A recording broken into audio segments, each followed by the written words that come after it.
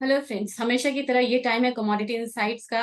आज किसी particular commodity को ना लेके आज हम बात करेंगे एक इकोनॉमिक इंडिकेटर के बारे में, जिसका इकोनॉमी में बहुत इंपॉर्टेंस होता है और जिसको स्टडी करके हम जानते हैं कि इकोनॉमी जो है वो किस दिशा में जा रही है। ज्यादा टाइम ना लेते हुए अभी यहाँ पे एक प्रेजेंटेशन के जरिए से जानते हैं और लास्ट तक वीडियो को जरूर देखें ताकि आपको इसके बारे में पूरी जानकारी हो पाए। जी हाँ, आज टाइम है आईएसएम मैन्युफैक्चरिंग पीएमआई डेटा के बारे में जानने का। क्या ये डेटा होता है और किस तरीके से इसे हम प्रेडिक्ट कर सकते हैं और अपने ट्रेडिंग में किस तरीके से हम सहूलियत के साथ यहाँ पे एक ट्रेड ले सकते हैं या उसे स्टेबिलिटी के साथ होल्ड कर सकते हैं। ये डेटा है ISM manufacturing purchasing manager index data. तो पीएमआई का यहाँ पे मतलब होता है परचेजिंग मैनेजर इंडेक्स डेटा। आज हम यूएस के डेटा के बारे में बात करेंगे, तो ऑफ कोर्स जो कंट्री नेम है वो यूएस यहाँ पे रहेगा। इसकी फ्रिक्वेंसी क्या होती है, ये मंथली डेटा है जो कि करंट मंथ में क्या आउटलुक रहेगा इस पे बनता है और इस पर डिपेंड करती है कि क्या लोगों का सर्वे में व्यू निकल के आ रहा है। और सोर्स इसका अगर हम देखें तो सोर्स है इंस्टीट्यूट ऑफ सप्लाई मैनेजमेंट। काफी पुराने इंस्टीट्यूशंस है और ये काफी रिलायबल इंस्टीट्यूशंस है, नॉन प्रॉफिट ऑर्गेनाइजेशन ये है।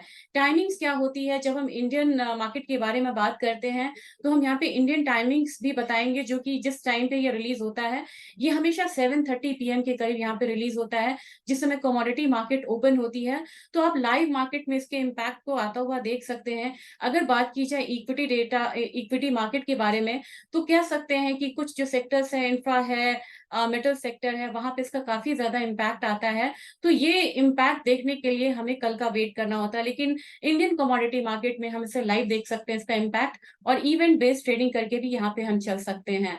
तो पहले जानेंगे इस डेटा के बारे में, फिर इसके इंपॉर्टेंस के बारे में।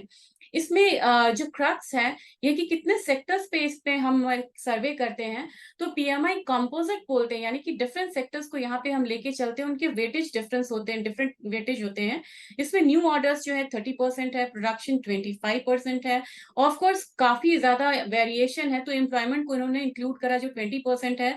Supplier deliveries 15%। इन्वेंट्रीज काफी इंपॉर्टेंट होती है किसी भी इकोनॉमी के लिए। अगर इन्वेंट्री आपका बहुत ज्यादा पाइलअप है तो वो दिखाता है कि सप्लाई ज्यादा है, डिमांड कम है, और वाइस वर्सा यहाँ पे हम बता सकते हैं। मंथली डेटा होता है, काफी सारे सर्वेज होते हैं, क्वेश्चंस होते हैं, उनके रिप्लाईज पे बेस्ड होता है। कितना बड़ा वाइड स्पेक्ट्रम है इसका, इस वजह से हम जान सकते हैं। इस सर्वे में 400 कंपनीज को इंक्लूड करते हैं, उनसे जो रिप्लाईज आते हैं उस पे कंपाइल होके ये डेटा को रिलीज किया जाता है, जो कि मंथली बेसिस पे रिलीज किया जाता है। तो आप यहाँ पे देख सकते हैं कि for each indicators measured new orders, backlog of orders, new export orders, import, production, supply, deliveries, inventories, customer inventories, employment and prices। इतनी सारी चीजों को लेके यहाँ पे हम चलते हैं और मेजरमेंट के साथ एक प्रिडिक्शंस यहाँ पे निकालते हैं। प्रिडिक्शंस पहले आता है, बाद में एक्चुअल डेटा आता है। तो अब डेटा को कैसे यहाँ पे रीड किया जाए, ये काफी इंपॉर्टेंट है। अभी तक हम लोगों ने जाना कि ये डेटा क्या है। सबसे बड़ी बात है कि ये डेटा 0 से लेके 100 के बीच में आप इसे स्टडी कर सकते हैं। तो 50 से नीचे अगर ये डेटा आता है, इसका मतलब होता है इकोनॉमी में कंट्रैक्शन है। अगर 50 से अबव ये डेटा आता है, इसका मतलब है इकोनॉमी जो है एक्सपेंशन मोड में जा रही है। और सबसे बड़ी बात है, जब आप देखते हैं कि ये मैन्युफैक्चरिंग डेटा है और एक सर्विसेज नॉन मैन्युफैक्चरिंग डेटा होता है जो सर्विसेज डेटा जिसे हम बोलते हैं, तो किसी भी कंट्री के जीडीपी में मैन्युफैक्चरिंग का कितना कंट्रीब्यूशन है, ये भी काफी ज्यादा मायने रखता है। अगर हम यूएस की बात करें, जिसकी बात अभी हम कर रहे हैं, 80% वहां पे जीडीपी कंट्रीब्यूशन सर्विसेज है, पीएमआई 20% है। लेकिन इसकी इंपॉर्टेंस यहाँ पे कम नहीं होती है, क्योंकि यहाँ पे जैसे जैसे ये पीएमआई नीचे की तरफ रहता है, एक चिंता बनी रहती है। और यहाँ पे सेंट्रल बैंक्स को मनी इंजेक्ट करना होता है। साथ में हम देखते हैं कि माहौल किस तरीके का है। अगर इकोनॉमिक स्लो डाउन है, डेटा 50 से नीचे आ रहा है और इंटरेस्ट रेट हायर साइड में है, ये कंसर्न है मार्केट के लिए कि मार्केट किस तरीके से मूव करेगी। बाकी इंडिकेटर्स अगर इसके साथ नेगेटिव है तो ये एक स्लो डाउन को यहाँ पे डिपिक्ट करता है। तो देखते हैं कि ये यूएस का आईएसएम मैन्युफैक्चरिंग पीएमआई डेटा क्या दिखा रहा है चार्ट पे। ये चार्ट हम लोगों ने 2019 से लिया है 2023 तक का, अभी तक का ये डेटा है। लास्ट मंथ ये 1 अगस्त को रिलीज हुआ था, आज 1 सितंबर है, तो आज इसका रिलीज डेट है। सबसे बड़ी बात है कि मैंने 2019 का डेटा इसलिए लिया ताकि इसमें प्री कोविड हम थोड़ी सी यहाँ पे जानकारी ले लें कि प्री कोविड क्या हाल था, कोविड के बाद यहाँ पे किस तरीके से एक इम्पोर्टेंट रिकवरी आई थी, अब ये क्यों डाउन साइड की तरफ जा रहा है। यहाँ से आप देख सकते हैं मेजरली यहाँ पे कोविड से पहले ये एक 57-58 जोन में था। कोविड के आने के बाद लगातार, उससे पहले एक इकोनॉमिक स्लोडाउन अगर हम याद करें यूएस में आया था, लगातार कंट्रैक्शन आता दिखाई दिया, और ये एक्चुअल इंडिकेटर्स होते हैं जो इकोनॉमी के बारे में आपको बताते हैं यहाँ पे। तो जीडीपी का 20% होते हुए भी इसने क्लियर इंडिकेशंस दिया था कि there is a slow down in economy. फिर यहाँ पे कोविड ने हिट किया और बिल्कुल यहाँ पे डाउन साइड आया।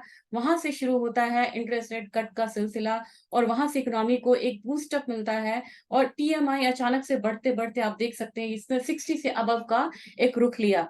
लेकिन इन्फ्लेशन की बढ़ती चिंता और एम्प्लॉयमेंट रेट यहाँ पे काफी ज्यादा था, तो इन्फ्लेशन मेजर कंसर्न था फेड के लिए। और यहाँ से एक बात शुरू होती है, यहाँ पे स्टैग्नेशन की तरफ आया, ये स्टैग्नेशन कंसोलिडेशन इसे हम बोलेंगे, इनफैक्ट कंसोलिडेट किया ये डेटा। और यहाँ से शुरुआत होती है इंटरेस्ट रेट हाइक का साइकिल जो शुरू हुआ, तो 57-58 के करीब से यहाँ से लगातार इसने कंट्रैक्शन आता हुआ देखा।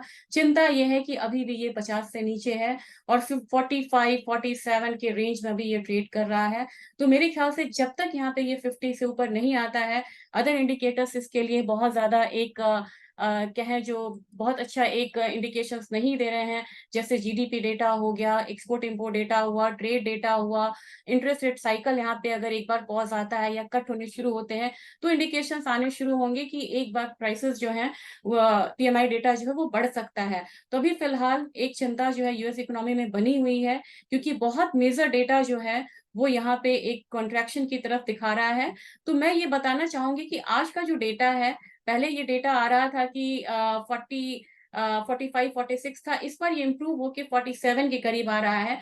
तो मार्केट में एक अपसाइड आएगा, वो एक देखने वाली बात रहेगी। जब अपसाइड आता है तो यूएस की करेंसी जो है वो यहाँ पे अप्रिशिएट हो सकती है। यूएस की करेंसी अप्रिशिएट होती है तो ऑफ कोर्स यहाँ पे कमोडिटी में दबाव देखने को मिलता है। लेकिन साथ में हमें ये देखना है कि ये डेटा सिंगल आ रहा है या इसके साथ और भी डेटा आ रहे हैं।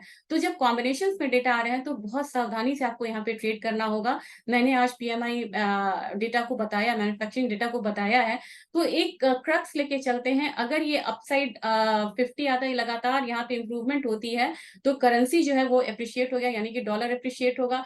डॉलर अप्रिशिएट होगा तो कमोडिटीज में एक दबाव पड़ेगा, खास करके गोल्ड सिल्वर से एक सेफ हेवन बाइंग जो है वो जाती है। लेकिन एक यहाँ पे जो बूस्टअप है वो मिलता है क्रूड ऑयल प्राइसेस को और इंडस्ट्रियल मेटल्स को। तो दोनों चीजें जो है डिफरेंट बिहेव, डिफरेंट एनवायरमेंट में डिफरेंट बिहेव वो करती हैं, तो आपको ध्यान में रख के ट्रेड करना होगा।